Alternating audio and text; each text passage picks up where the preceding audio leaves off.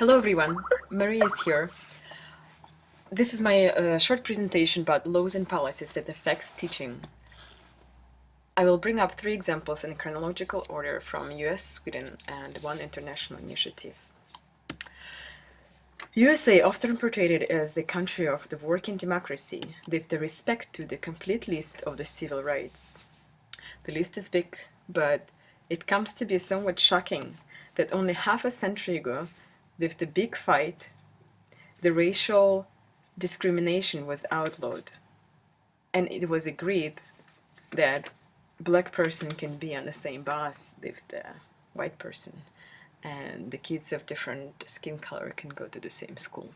The Civil Rights Act of 1964 is a landmark piece of civil rights legislation in the United States that outlawed discrimination based on race, color, religion, sex, or national origin. It ended unequal application of voter registration requirements and racial segregation in schools, at the workplaces, and by facilities that served the general public. Unfortunately, till today, that act is not fully implemented in society, and we hear about racism examples on an everyday basis, including school environment. As a positive example, Sweden, a country of socioeconomic paradise and equality, was the first nation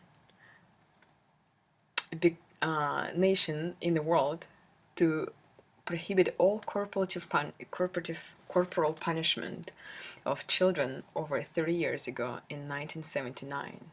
This radical step pioneered the way for many more countries to follow the suit.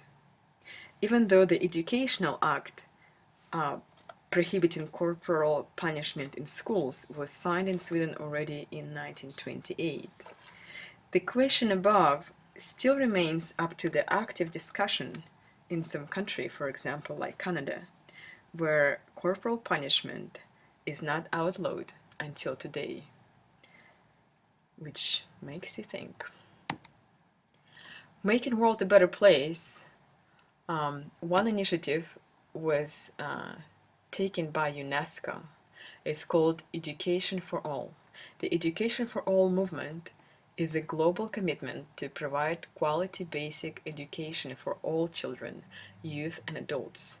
At the World Education Forum in Dakar in 2000, 164 governments pledged to achieve education for all and identify 6 main goals to be met by 2015.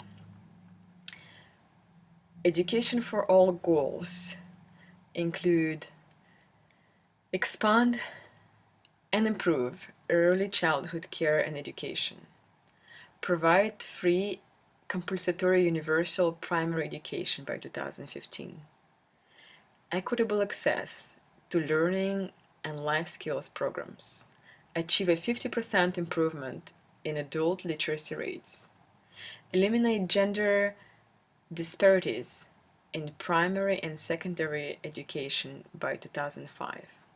Improve all aspects of the quality of education. Through the time of 2000 till 2015, the movement was followed up by a number of reports, and the progress was made. But as we are at 2015 now, there was a follow-up initiative and set up for the post-2015 agenda was made.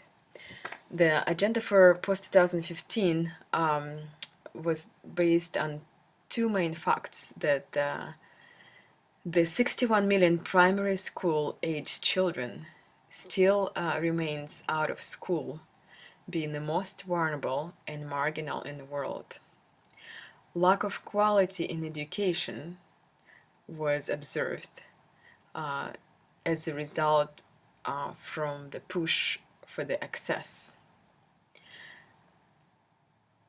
The main theme of the agenda was learning should be key outcome, and it should be built around equity. The more detailed the more detailed goals for 2030 is described on the UNESCO website. In short, the goal is indicated as to ensure that all children receive a good quality education and have good learning outcomes. That seems like putting some responsibility on the shoulders of those who call themselves teachers. Maybe it's us. Thank you very much for your time and attention. I see you guys in the chat room.